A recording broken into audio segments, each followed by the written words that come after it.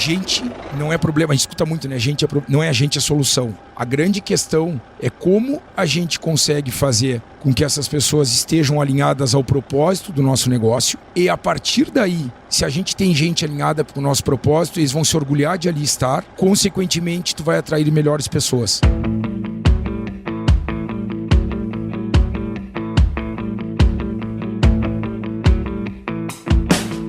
E aí, pessoal, seja muito bem-vindo, muito bem-vinda ao podcast Raízes do Agro, uma parceria entre o Agro Resenha e o Grupo Piscin, que tem como objetivo perpetuar os valores das famílias no campo e o respeito pela terra. E nesse episódio aqui, nós estamos gravando diretamente da Expo Inter, né? Conversei com o Antônio da Luz e falei assim, Antônio, me dá uns nomes top aí pra eu gravar lá na Expo Inter. Ele falou, não, conversa com o Daniel lá que você vai achar legal demais. Então, estamos aqui, Daniel Silva, produtor rural aqui no Rio Grande do Sul. Daniel, muito obrigado por estar aqui com a gente, seja super bem-vindo ao Raízes do Agro, cara. Muito obrigado, Paulo. Para mim, um prazer aí, um orgulho, né, poder contar um pouco da nossa história aí para vocês e realmente agradeço bastante o convite, fiquei muito feliz aí quando o Antônio me indicou meu nome e aí você fez contato e eu digo, não, vamos prontamente lá conversar, trocar ideias, que eu acho que é assim que a gente aprende bastante, né, essas conversas são muito boas, a gente conta um pouco de história, mas também recebe histórias dos demais e eu acho que essa troca, essas oportunidades hoje que a internet nos traz é o que faz a gente evoluir bastante, aprender e a cada dia tá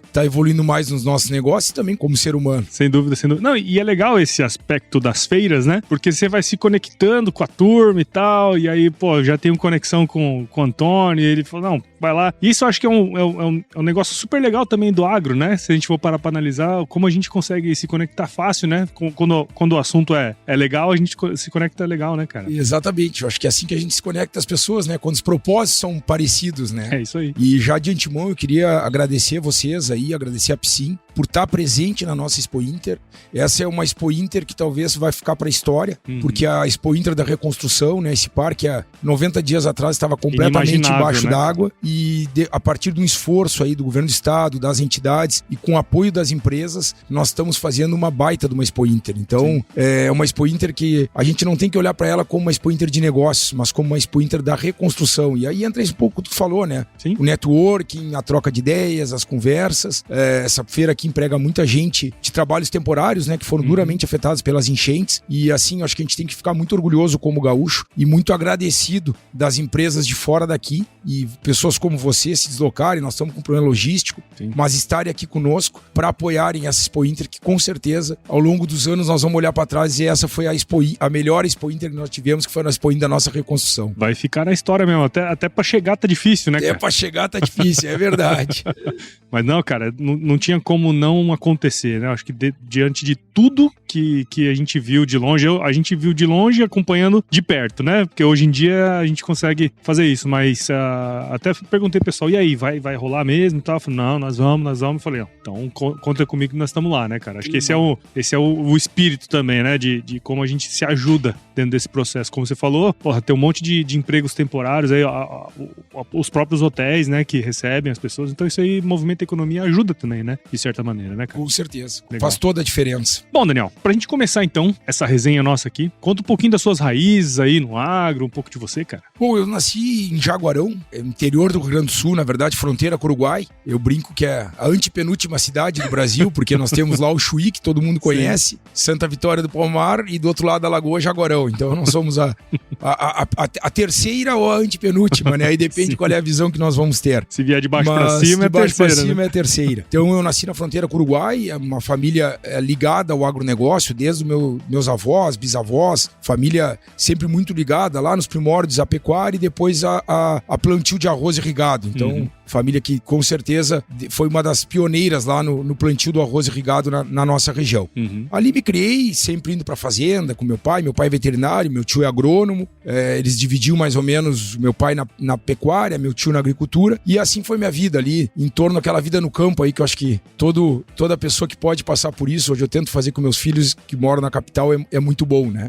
Bom, e aí quando eu tava aproximando da época de faculdade, eu tinha que decidir, né, qual é a profissão que eu ia fazer. Sim. Qual é o caminho que eu ia seguir? A minha mãe é médica, meu pai, como falei, veterinário, tenho tios de diferentes áreas, e aí a minha mãe disse, eu acho que tu tem que olhar bem onde é que, pra que lado tu quer pegar. E aí eu fui, enfim, fiz meio que um pequeno estágio em cada profissão. E na época eu brinco que eu não fiz agronomia porque nós tínhamos uma praga no arroz que chama arroz vermelho. Sim. Que ela estava detonando com as lavouras. Nós não tínhamos tecnologia na época para combater essa praga. Na época não se plantava soja na várzea, que hoje é uma coisa muito, muito normal aqui no metade sul do Rio Grande do Sul. E aí, em função disso, talvez até por uma miopia minha, eu digo, não, eu vou fazer administração de empresa. Eu tinha um tio meu, que hoje é executivo de empresa, que eu admiro muito, que era administrador. Eu digo, vou ampliar um pouco. Não tinha aquela visão do agrônomo. Para mim, o agrônomo, eu ia voltar para lá trabalhar negócio da família. Eu digo, eu não posso dividir o negócio. Sim. Mas tinha paixão pelo campo. E aí, o destino leva que eu, na segundo ano de faculdade,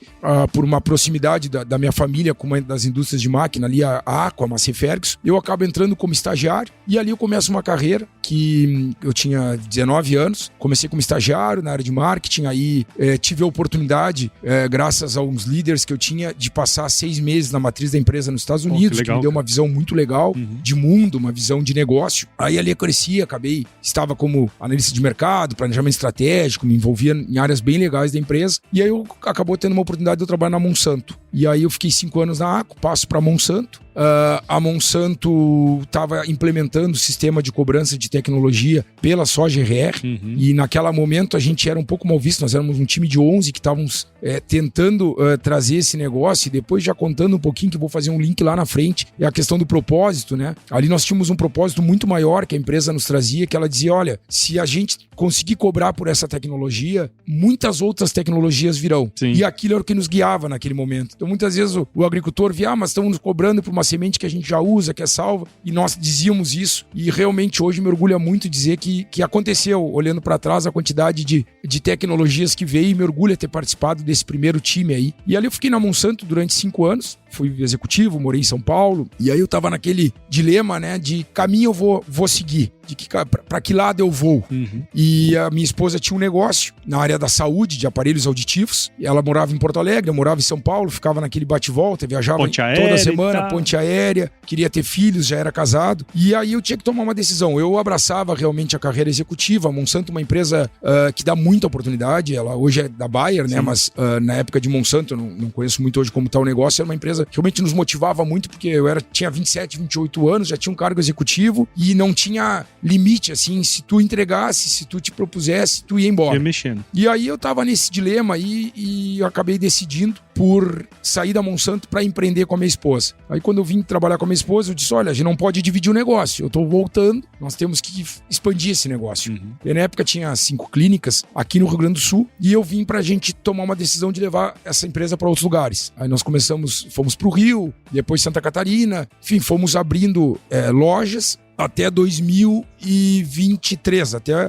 setembro do ano passado. Nossa. Exatamente. Aí nesse momento, em 2019, nós fechamos a venda da empresa e ainda ficamos por 4 anos para entregar essa empresa para o nosso comprador, que era um dos fabricantes mundiais dinamarqueses. E aí entregamos a empresa com 85 lojas no Brasil, Chile e México, e foi uma baita de um aprendizado. Foi assim, aprendizado de aprender do que a gente errou, a gente aprendia, revisava, e aí nesse tempo aí, que aí por isso que eu contei toda essa história para chegar onde eu chego novamente no agro, quis o destino que eu voltasse a investir no agro. Então em 2017 eu comecei um negócio pequeno, com uma área de pecuária, e aí depois começamos a plantar soja, arroz irrigado, compramos uma propriedade e montamos a Coragon Agropecuária. Então ela é uma empresa familiar minha e da minha esposa, que começou do zero, com recursos que a gente trouxe desse outro negócio e com muito aprendizado que a gente trouxe desse outro negócio. Eu acho que se eu puder contribuir, eu sempre digo, a nossa empresa é muito jovem, eu não tenho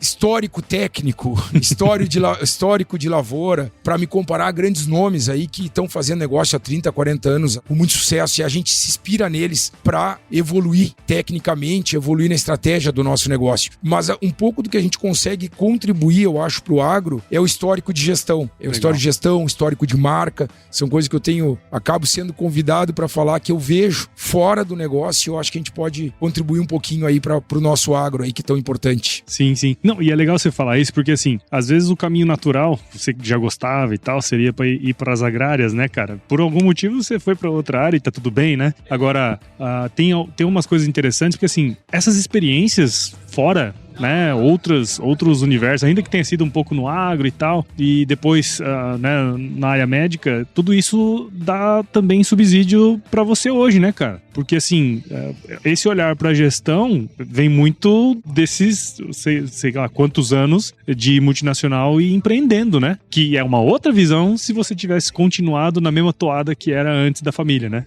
Não tenho dúvidas, Paulo, não tenho dúvidas disso. Eu digo assim, ó, todas as pessoas que às vezes vêm jovens falar comigo e tal, a gente troca em eventos, conversando. Daniel, que legal tua história, não sei o que tu passou. E aí tu tem uma visão muito legal. Eu digo, cara, eu não teria essa visão se não tivesse passado por essa escola das multinacionais.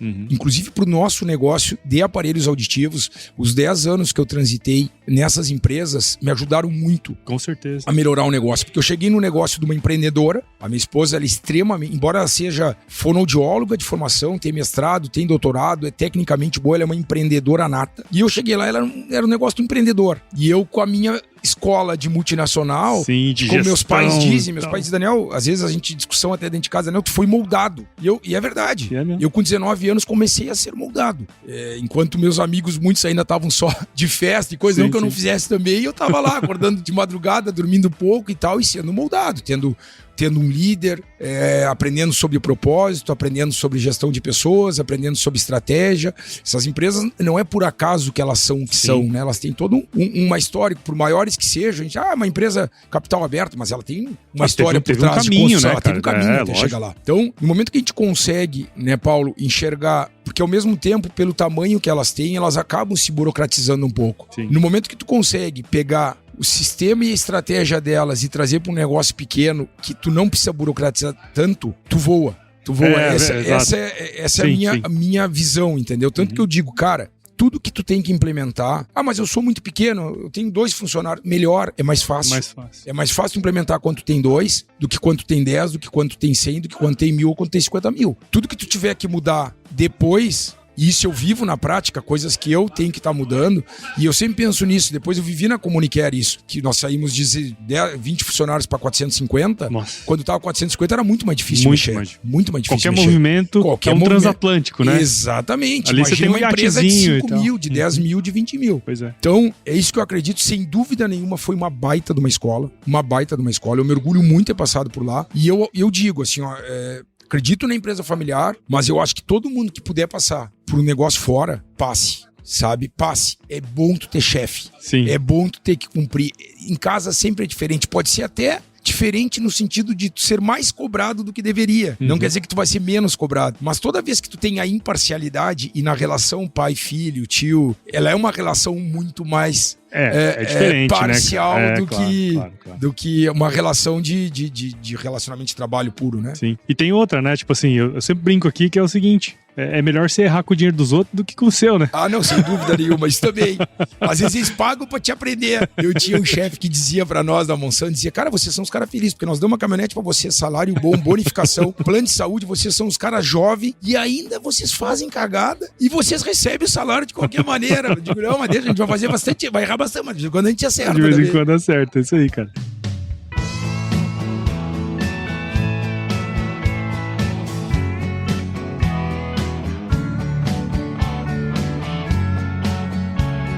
Conta um pouco então, assim, pelo que a gente conversou antes e pelo que pesquisei aqui também, você entrou nesse negócio com mais veemência, sei lá, vai fazer 1 ano, 1 ano e meio, 2 anos no máximo, né, que você tá aí nessa tocada. Conta um pouco pra gente de como que é esse sistema, como que você entrou nesse negócio, como está estruturado hoje do ponto de vista técnico, o que vocês fazem, né? Isso. Então, vamos lá. A Coragonta, ela começou em 2017, com uma área pequena de pecuária, 250 hectares, e junto com, que até ele é parente meu amigo, hoje está até hoje na empresa, hoje ele é um executivo da empresa, numa parceria mais ou menos com ele era funcionário, mas quase um parceiro. Em 2019, que realmente a gente começou a estruturar a Coragon mais como empresa, começamos a aumentar a área plantada, e neste período eu estava muito envolvido ainda na outra empresa. Então, eu realmente fazia uma gestão muito mais à distância. O que às vezes a gente perde, mas muita gente ganha. Porque no momento que tu tem que fazer uma gestão à distância, tu organiza o negócio para que ele viva sem ti. Sim. E agora eu tô muito mais envolvido no negócio, mas o que acontece? Como foi formado uma gestão à distância, eu consigo me dedicar para outras coisas, ver oportunidades, tempo para outras coisas e trazer, e muito mais, ajudar esse time de lideranças que eu tenho a seguir o propósito do negócio, do que justamente eu estar lá no dia a dia do negócio. Então, planejamento, muito que está ligado a pessoas, eu me envolvo muito. Então, hoje, o que é a Coragon hoje?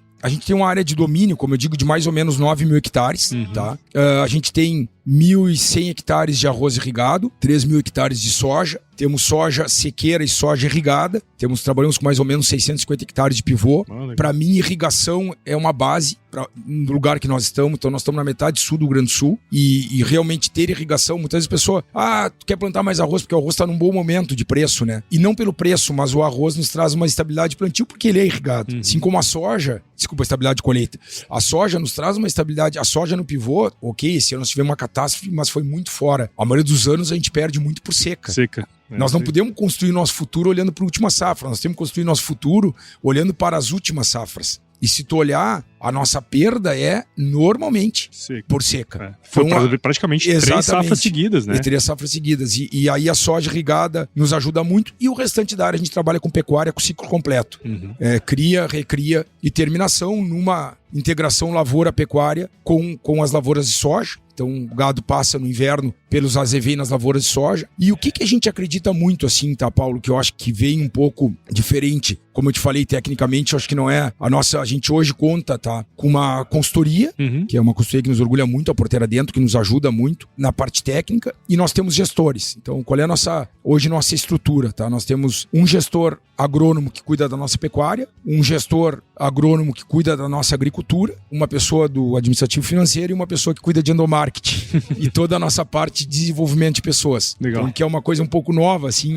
Completamente nova, completamente né, nova. E esse é o nosso time de lideranças. A gente acredita muito lá nesse trabalho de gestão de pessoas. A gente realmente faz muitas coisas por acreditar que gente não é problema. A gente escuta muito, né? Não é a gente a solução. A grande questão é como a gente consegue fazer com que essas pessoas estejam alinhadas ao propósito do nosso negócio e a partir daí, se a gente tem gente alinhada com o nosso propósito, eles vão se orgulhar de ali estar, consequentemente tu vai atrair melhores pessoas. Sim. E aí entra um outro ponto que eu acho muito importante, que é criar uma marca no produtor rural. Hoje a gente vê, a cadeia do agro é muito ampla, obviamente, nós estamos aqui no stand da Piscin, a Piscin posiciona muito bem a sua marca. E a gente enxerga por que tantas empresas tão bem posicionam suas marcas e nós, produtores rurais, que fazemos muita coisa bonita, não nos posicionamos como marca. Não divulgamos a nossa marca para a sociedade. Isso é uma grande mudança e na minha opinião, assim, eu não quero só a Coragon aparecendo. Eu acho que como classe, nós precisamos trabalhar mais isso. Nós precisamos que o produtor rural entenda que primeiro ele tem que construir uma verdade dentro da sua propriedade. Obviamente, tu não pode a divulgação... Não dá pra você vender uma coisa que você não tenha. Né? Tá? Então, tanto que nós lá... E aí, quem quiser pode entrar no nosso Instagram da Coragon, ali a gente conta todo o nosso trabalho. E o nosso trabalho tem que ser contado de uma forma muito verdadeira. Sim. Porque não podemos ter lá o funcionário dizendo assim, mas o que eles estão falando é mentira. Não. Então, a gente faz várias ações, tipo pesquisa de clima, agora mesmo, terça-feira, que vem, eu tenho um café da manhã, todos os funcionários da empresa foram entrevistados, trouxeram suas sugestões de uma forma muito aberta, de uma forma muito transparente. A gente usa uma psicóloga para fazer esse trabalho, mas o mais importante desse trabalho não é escutar. O mais importante desse trabalho é a devolutiva que a gente faz agora, dizendo daquilo que eles trouxeram, o que nós vamos implementar, o que nós não vamos implementar e de uma maneira muito transparente aquilo que nós não vamos implementar, o porquê nós não vamos implementar. Porque a gente não pode colocar tudo. Até porque a empresa tem um propósito, tem seus valores. Sim, tem que priorizar também, né, as coisas, exatamente. Né? Então tem temas que a gente não abre mão. Dou um exemplo aqui, a gente implementou um banco de horas extras, em vez de pagar horas extras, que a legislação nos permite. Aí muitas vezes o pessoal diz, isso não existe no agro. Eu digo, cara, é o propósito da nossa empresa. Tem vários outros benefícios que a gente dá. Então esse nós estamos tentando implementar de uma maneira clara, uma maneira transparente. Então mesmo os assuntos mais difíceis, a gente tem que ter. A gente tem que conversar. E essa transparência e ter líderes, né? que representem muito o propósito e os valores da empresa. Sim. Porque isso é muito importante. Se eles não representarem, tu não consegue descer para baixo. Descer. A cultura não entra na empresa. Exatamente. Né? Cara, e você falou uma coisa muito interessante. Tem, sei lá, um pouco mais de um mês atrás, eu tava nos Estados Unidos, né? E lá é muito comum você encontrar produtores de 5ª, 6ª, 7ª geração, né? Foi na região de Illinois. E tinha um produtor que o pessoal levou a gente lá, que a gente foi visitar, que era um produtor de 1ª geração. Quer dizer, a coisa mais difícil do mundo hoje em dia é você comprar uma terra e começar do nada, do zero, nos Estados Unidos, né? Terras muito caras e tal. E esse pessoal começou por paixão e tal. E aí, cara, em todas as propriedades que a gente ia, todo mundo reclamando que faltava gente, que não sei o que tem, papapá. E ele foi um cara que não falou isso, sabe? Aí eu me intriguei com aquele negócio, sabe, Daniel? Eu falei assim, viu, todos os produtores que nós visitamos aqui, você foi o único que não reclamou de mão de obra, cara. Por quê, né? E ele falou exatamente o que você falou, cara. Assim, ó, gente não é o problema, é solução. Quando elas estão alinhadas com o nosso propósito, elas fazem o que a gente quer. Hoje a gente tem fila. A gente tem fila de gente pra trabalhar com a gente. E assim, né, cara, no fim do dia, o que a gente vê muito acontecer é assim, nós somos isso, mas no dia a dia nós fazemos aquilo. Não é a mesma coisa que a gente fala o que a gente faz, né? Que o americano fala, walk the talk, né? Tipo assim, faz o que você tá falando, cara. É o mínimo que você tem que fazer, né? Então, isso é uma coisa que transparece quando você tá falando de gente. E gente, de fato, cara, é um desafio hoje, né? No agro. E vai continuar sendo. Se a gente olhar pros Estados Unidos, a gente vai ver que vai ser mais desafiador ainda, né, cara? Então tem que começar a olhar pra isso agora, né? E aí entra, tu falou muito bem, que legal escutar essa história aí tua. Não, é legal, cara. E é o exemplo, né? É o exemplo, sim, é o exemplo, exato. A gente tem que trabalhar com exemplo.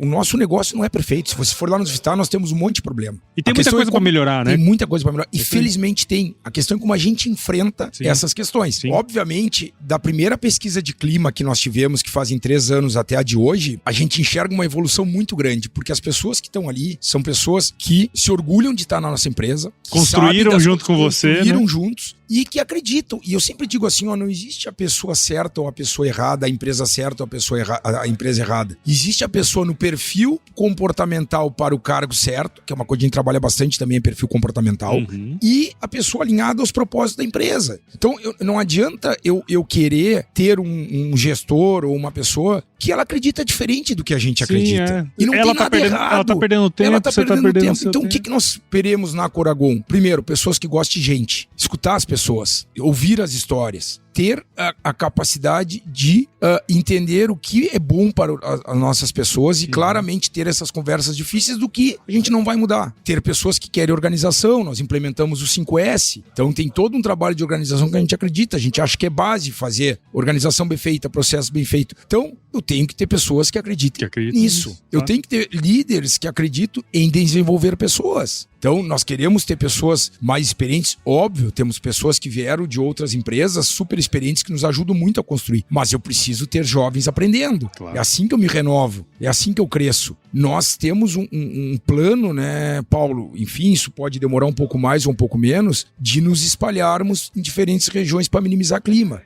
Nós estamos modelando um sistema de trabalho num lugar, eu estou num raio hoje de 100 quilômetros, para depois, daqui a pouco desbravar Cerrado, daqui a pouco desbravar novas fronteiras agrícolas, daqui a pouco desbravar com um modelo de gestão que a gente acredita. Sim. Daniel, tu vai te mudar para lá? Não, eu não vou me mudar, mas com certeza eu tenho que ter um líder lá que representa os valores da empresa, que acredita no propósito da empresa e que com todo um apoio técnico a gente vai evoluir. É isso aí. Então é replicar modelo, né? Se fala muito, a gente está conversando sobre inovação, sobre como a gente escala, né? Essas coisas. Como a gente escala, e eu acredito nisso. Pode ser que daqui a 5, 10 anos eu veja dizer, não deu certo, e não tem problema nenhum nisso. Bem difícil não dar certo, a gente vai tentar, viu, cara? Só que para isso a gente tem que ser muito claro. Então se fala em propósito, se fala em cultura, só que o que representa o propósito e a cultura são atitudes, são ações. Então, nós temos várias ações, nós temos ações de envolvimento da família, tem muita coisa por fazer, mas temos pequenas coisas, por exemplo, nossos funcionários vão e voltam todos os dias da cidade, que é uma coisa que numa propriedade a gente entendeu que o cara dormir em casa, ou o pessoal do turno da noite passar o dia em casa, é um valor para ele,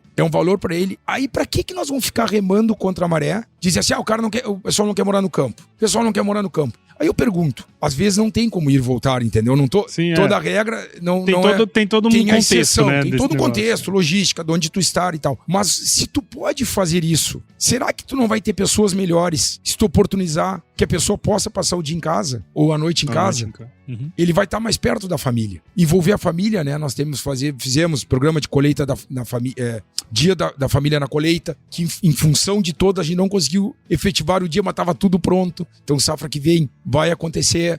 Nós temos todo o envolvimento de programas para as mulheres dos funcionários. Então, palestras sobre câncer de mama, palestras sobre, agora queremos pegar o tema do autismo, que está batendo muito, como lidar com as crianças autistas, prevenção, enfim, de doenças, todos esses temas que a gente começa a mostrar para as pessoas que a nossa preocupação efetiva com eles não é só eles não entregarem o trabalho. Eu não quero só que você entregue um produto ou um serviço, não, né, cara? A gente tá junto nessa, né, cara? Exatamente, porque legal. A família dele vai fazer a diferença. Então, no Dia das Crianças, nós fizemos uma ação que até foi super legal, que a nossa, a Daya, que cuida do marketing, trouxe para nós, que ela é uma menina fantástica, assim. Pô, a gente criou um kit de escola do primeiro dia de aula.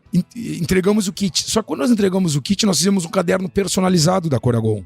Que legal. Cara, o orgulho das crianças de chegar na escola. Olha o meu caderno aqui. Mostrar no... Porque tu tá mostrando duas coisas. Tu tá mostrando a empresa. Sim. É um caderno personalizado. E segundo, tá mostrando o agro na escola. Claro. E aquela criança passa a se orgulhar. Aí nós vamos fazer o vídeo agora de Dia dos Pais e tomamos depoimento de alguns filhos. E espontaneamente, não foi nós pedimos pra eles falarem nada. 2 falaram. Quando eu crescer, eu quero trabalhar na Coragon. Que massa, cara. Então, tu começa a gerar um sentimento de pertencimento. Porque, no fundo, né, Paulo, a gente precisa criar perpetuidade para os nossos negócios. E eu acredito muito que a perpetuidade não está em eu querer que meus filhos estejam lá, ou que minha esposa, ou enfim, que a minha família siga esse negócio.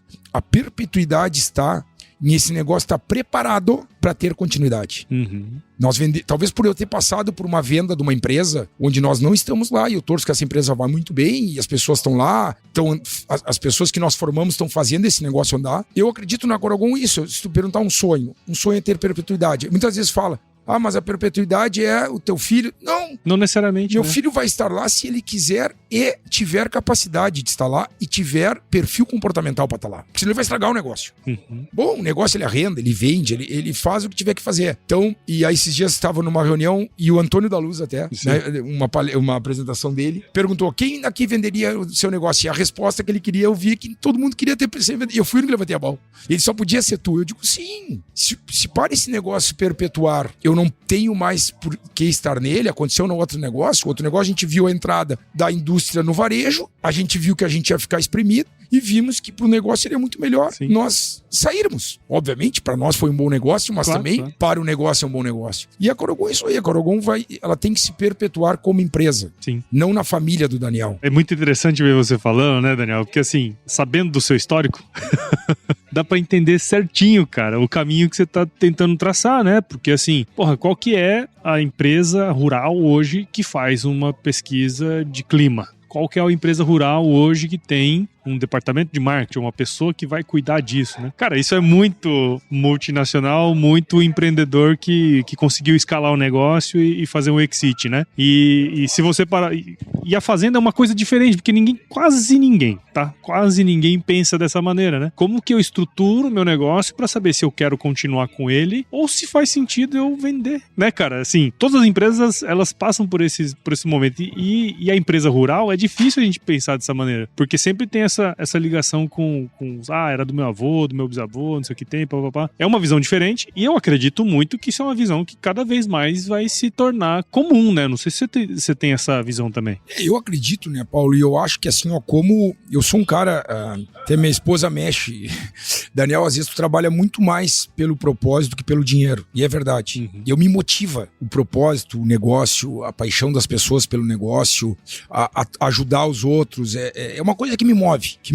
Eu sempre brinco, eu não preciso ser rico. Se eu tiver isso aí, se o meu dia a dia for isso, eu tô feliz. Tá tudo bem, né? Tudo bem. Então, eu adoro me envolver em ações sociais, adoro ajudar. E olhando para isso, pela tua pergunta, né, eu acho que nós, como federações, temos que trabalhar isso. Então, trabalhar essa questão da gestão de pessoas no agro de uma forma verdadeira, não simplesmente contratar uma psicóloga e mandar a psicóloga fazer, mas não, desenvolver os líderes do negócio. Vou fazer um plano de cargos e salário. Isso é uma parte. Isso é uma parte, nós temos lá, mas isso é uma parte. Mas sim, entender qual o propósito do teu negócio, quais os valores do teu negócio, que cada um é diferente dos outros, e a partir daí, dizendo, esse é o nosso plano. E acreditar nisso e passar todo dia. Eu tive um exemplo esse ano, que eu gosto de contar. Cara, esse ano nós tivemos um prejuízo gigantesco na soja. Nosso negócio teve um prejuízo bem considerável. E aí essa moça do endomarketing um dia me perguntou, Daniel, tinha umas ações lá pra fazer. Eu disse, Daniel, acho que vou ter que cortar, né, por causa de despesa. Eu disse, não. A última coisa que eu vou cortar é o que tange as pessoas. Porque a única maneira de eu melhorar o negócio e seguir produzindo bens é se eu tiver as pessoas aqui. Claro. Então, se a primeira coisa que eu cortar for as pessoas, eu não vou dar perpetuidade pro meu negócio. Ou cortar pessoas, ou cortar benefícios, ou cortar... Então, as ações, elas têm que ser verdadeiras. Não pode ser na hora boa, que todo mundo tá bom, tá ganhando bastante dinheiro, vou distribuir. Não. É tu ter um plano que sempre tu siga. Obviamente, o orçamento apertou, tu dá uma seguradinha aqui ali, mas tu tem que ter um propósito muito claro do que tu quer. E eu acho que a gente conseguir replicar isso para outros produtores, nessa mentalidade associativista, cara, o agro ganha. Com certeza. O agro se comunica melhor. Eu tive a felicidade de participar do Negócios Arrozeiros aqui, que a gente ajudou na drenagem, o projeto Drenar, começou em Pelotas, com uma série de voluntários, e eu participei efetivamente muito mais aqui da questão do aeroporto Salgado Filho, que ficou conhecido. E aí tu vê, quando o agro vem de uma maneira propositiva e não só brigando, porque nós somos muito acostumados a brigar. Sim, reativos, né? Em certos momentos. Então tem problema ambiental, a gente briga. Tem problema no Ministério do Trabalho, a gente briga. Tem problema, graças a Deus, lá, assentamentos e tal, a gente briga. A questão agora mesmo tá uma briga por causa do crédito, que no Rio Grande do Sul, que realmente a gente precisa de um apoio do governo federal, porque senão nós vamos ter um problema sério. Tem muita gente passando muito trabalho. Mas assim, ok, esses momentos vão existir e eles são importantes, mas por que também nós não trabalharmos numa comunicação? E aí entra a gestão de marca do produtor rural. Sim, dela conversar, dela mostrar para a sociedade. Se cada um fizer a sua partezinha, nós efetivamente vamos ter num todo uma conversa muito melhor. E passa muito por isso que você comentou, né? Que assim, como que eu vou me comunicar melhor se eu não tenho de fato uma visão bem estruturada do que eu quero para mim, pro meu negócio, pro agro como um todo, né? Passa muito por esse entendimento, não é verdade? E assim, quando você passa essa verdade, a pessoa que tá do outro lado, ela entende, né, cara? Porque assim, eu gosto de brincar com a turma, que assim, eu não gosto de tratar o meu ouvinte como um imbecil, sabe? Eu gosto de tratar o meu ouvinte como um cara inteligente. E que ele é. E as pessoas em geral são, né, cara? Com certeza. Assim, não tem gente ignorante a ponto de não entender essas mensagens, né, cara? Então, assim, vamos tratar as pessoas como adulto, né, cara? Faz sentido, né? É verdade. Cara? Claro, a gente fala, né, Paulo, tem muita gente. Aí entra uma questão, tá? Se tu me perguntar, eu acho que tem muita gente fazendo trabalho legal. Claro. Muita gente no agro, produtor rural, mas não divulga. Sim. A maioria não divulga, cara. Então, eles estão fazendo o mais difícil.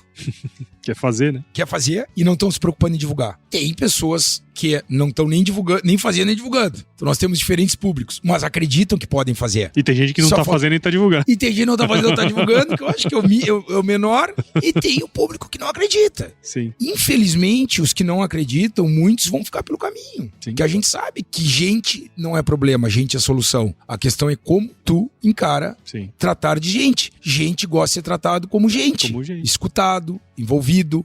É mais fácil tu construir junto uma ideia ou é mais fácil tu lá impor pra pessoa? Então, eu sempre digo assim, ó, e falei isso agora semana passada. Nós tivemos uma mexida nas nossas lideranças e eu tava conversando com toda a equipe lá da Lavoura e eu digo, gente, quem mais entende do nosso negócio é tu que tá no dia a dia ali em cima do trator. Tu sabe se o plantio foi bem feito, tu sabe se aquela terra tem tem um problema ou não que a gente vai ter que mexer, tu sabe se nós temos erosão, tu sabe se a nossa aplicação foi bem feita, tu sabe se nós estamos organizados ou desorganizados. Depois é o nosso líder, por último é eu. Então, quer dizer, tem um líder no meio, o líder depois deles do dia a dia, depois o gerente e depois eu. Então, se eu não escutar a base, não faz sentido. E se eu não, quer dizer, o líder direto tem que escutar a base, o líder dele tem que escutar ele e eu escutar todos. E aí construir juntos. A gente tá sendo míope. A gente tá perdendo a oportunidade de melhorar absurdamente. Absurdamente. É isso aí. Absurdamente.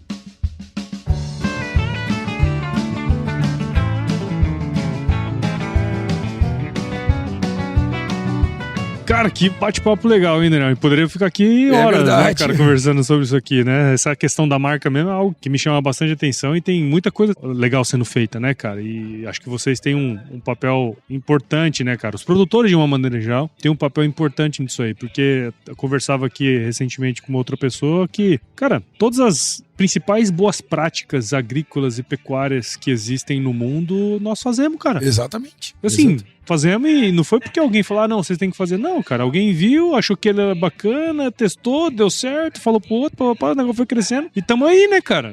Então, assim, nós já fazemos coisa pra caramba. E até um dos objetivos aqui do Agro Resenha, do Raízes, é um pouco disso, cara. Vamos falar, porque o problema, o que você tá passando agora, e que já resolveu, vamos dizer, é o problema do outro, né, cara? E a gente só cresce nesse negócio aqui como de fato uma comunidade mesmo, né? Então, muito obrigado, viu, cara, por você ter participado aqui com a gente. Parabéns pelo seu trabalho, adorei conhecer. Quero conhecer mais depois também, pra gente trocar mais ideia. E, cara, só isso mesmo. Valeu. Prazer, parabéns. Mais uma vez, obrigado, Paulo. Aí, estou sempre à disposição. Adoro essas conversas, adoro essas trocas, porque quando a gente é questionado também, a gente começa a pensar no negócio.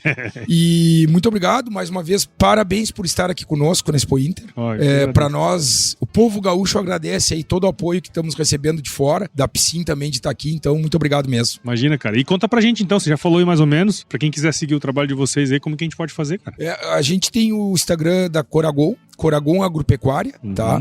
Pode procurar ali. E também pode me procurar, é Daniel Jäger Gonçalves da Silva. Daniel Jäger Gonçalves da Silva. Então estamos aí, eu vou publicar e vou te marcar, vou ver se você me reposta lá. Com o pessoal, certeza, cara. E o pessoal vai conhecer aí onde é que como nos acharmos. Maravilha, tá? Maravilha. Muito bom, cara. E pra você que ouviu esse episódio meu com o Daniel aqui, tem certeza que você viu o valor em tudo que a gente conversou. Então considere compartilhar esse episódio com alguém que vai se beneficiar desse conteúdo. O podcast cresce quando você participa junto com a gente aqui desse processo. Então siga o Raízes do Agro em seu agregador de podcast favorito e acompanhe também os episódios aqui no Agro Resenha Podcast. Siga o Grupo Piscin nas redes sociais, basta procurar por @Grupo Piscin no Instagram, Facebook, LinkedIn e YouTube e visite o site do Grupo Piscin, o www.piscin.com.br. Dê uma olhadinha no blog deles lá, que eles mantêm no site, e entre em contato para saber mais sobre as soluções e tecnologias voltadas para o campo. Daniel, mais uma vez, muito obrigado. Eu sempre finalizo meus episódios com uma frase de muita sabedoria, viu? Que é o seguinte: se chover não precisa molhar a horta não, tá bom?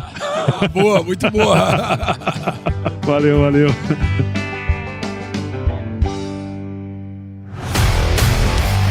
E aí, você gostou desse podcast? Se gostou, considere compartilhar esse episódio com alguma pessoa que irá se beneficiar desse conteúdo e nos ajude a alcançar ainda mais pessoas. O roteiro e a apresentação desse episódio foi do Paulo Ozaki, a produção do Agro Resenha e a edição do Senhor A.